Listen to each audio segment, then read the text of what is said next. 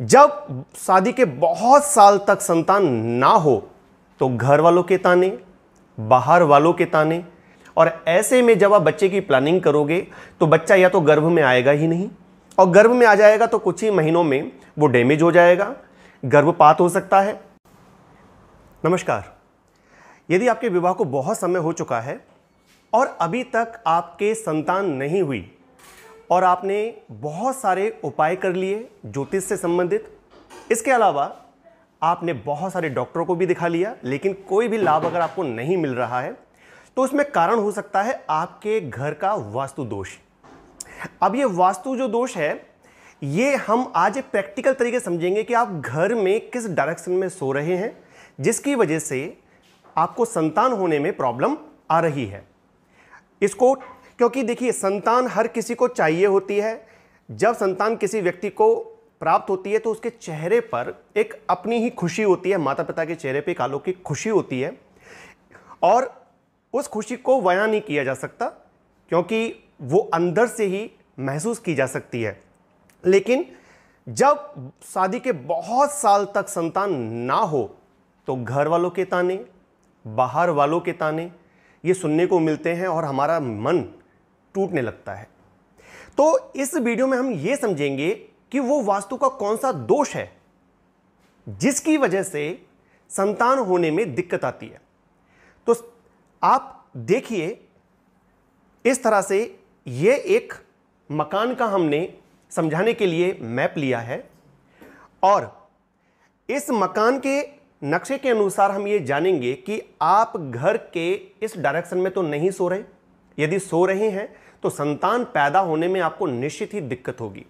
मान लीजिए आपका मकान चाहे जैसा भी बना हुआ है, लेकिन उसमें एक पॉइंट है कि ये जो मकान का मैप है इसमें आप इसको ईस्ट यानी कि पूर्व मान लीजिए, ये वेस्ट डायरेक्शन हो गई, ये हो गया मकान का नॉर्थ हिस्सा और ये हो गया मकान का साउथ हिस्सा। अब ये ईस्ट डायरेक्शन है, मकान का मेन गेट कहीं भी लग रहा हो, हमें देखना है हमारा पूर्व और उसके नॉर्थ और पूर्व के बीच में दिशा आती है नॉर्थ ईस्ट डायरेक्शन।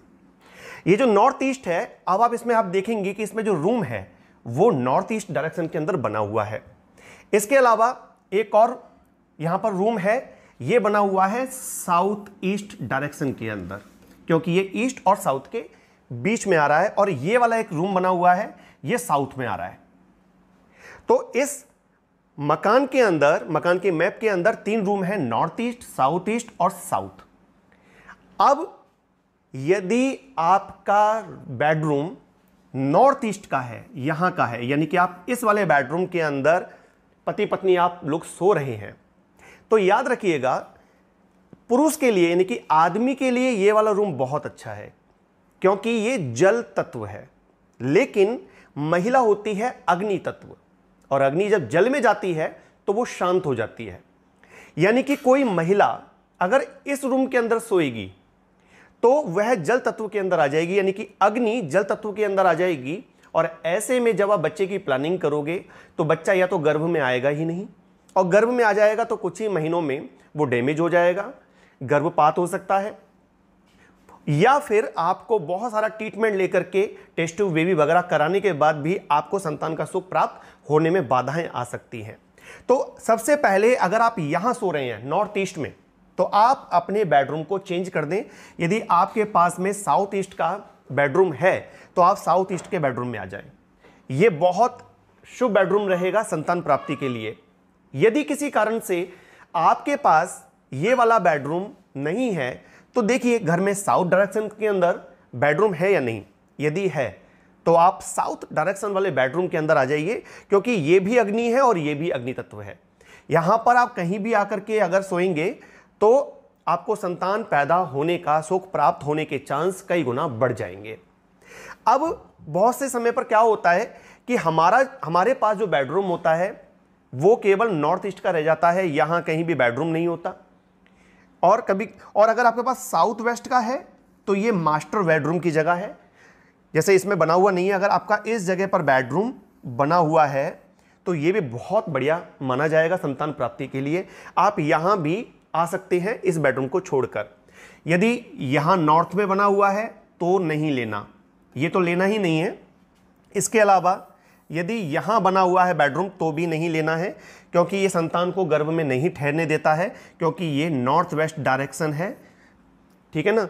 यहां भी नहीं लेना है, ये वेस्ट डायरेक्शन है, यहां का जो बेडरूम है ये भी आपको नहीं लेना है। तो आप कहां का ले सकते हैं, ये बेडरूम है साउथ का, ये अच्छा है, ये हो गया साउथ ईस्ट का और ये हो गया साउथ वेस्ट का। अब हम मान के चलते हैं कि हमारे पास यहां कहीं भी कोई बेडरूम हम नहीं ले पा रहे हैं या है ही नहीं घर के अंदर, केवल और केवल नॉर्थ ईस्ट का है, हमें इसी बेडरूम से काम चलाना पड़ेगा। तब मैं आपको जो अब रेमेडी यानी उपाय देने जा रहा हूं, इस उपाय को यदि आप यहां अप्लाई कर देंगे तो आपको नॉर्थ ईस्ट डायरेक्शन के बेडरूम में ही संतान प्राप्ति के योग बनने लगेंगे। जो भी आप दवा ले रहे हैं, डॉक्टर का ट्रीटमेंट ले रहे हैं, वो लेते रहिए, लेकिन साथ में ये उपाय करते रहिए। अब देखिए यहां पर क्या हो रखा है, यहां पर जो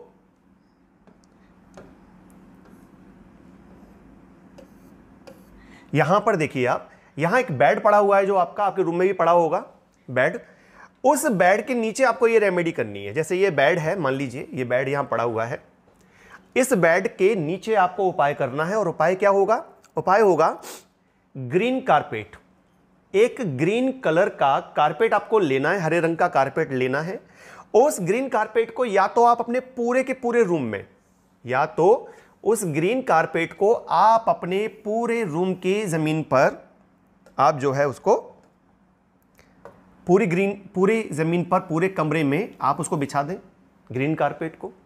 यदि आप उसको पूरे कमरे में नहीं बिछा पा रहे हैं तो आप अपने बेड के नीचे यानी कि चारों तरफ, बेड के चारों तरफ, पीछे की तरफ भी आपको ग्रीन कारपेट इसके नीचे बिछा देना है। ये आपको पहली रेमेडी करनी है। अब मान के चलिए बहुत से लोगों के घरों में बेड जो होता है वो फिक्स वाला होता है, वो उसको निकाल नहीं सकते, हटा नहीं सकते, बिल्कुल दीवार से लगा होता है, जमीन पर टिका होता है।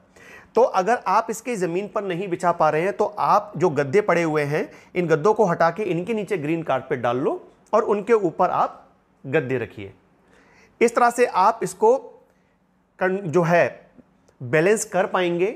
और जब कोई महिला जब इस बेड पर सोएगी या इस कमरे के अंदर रहेगी तो उसको जल तत्व वाली दिक्कतें नहीं होंगी, यानी कि उसकी अग्नि तत्व उसका खराब नहीं होगा और संतान प्राप्त होने में बहुत आसानी हो जाएगी। और मैंने खुद पर्सनल अपने क्लाइंटों के घरों में ये काम करा करके उनको रिजल्ट दिए हैं। ये मैं अपना पर्सनल अनुभव आपको बता रहा हूं।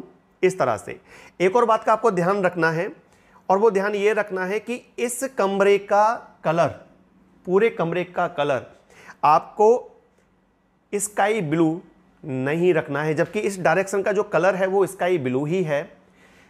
लेकिन आपको स्काई ब्लू कलर या नीला कलर इस कमरे का नहीं रखना है। आपको इस कमरे का कलर कर देना है हल्का ग्रीन।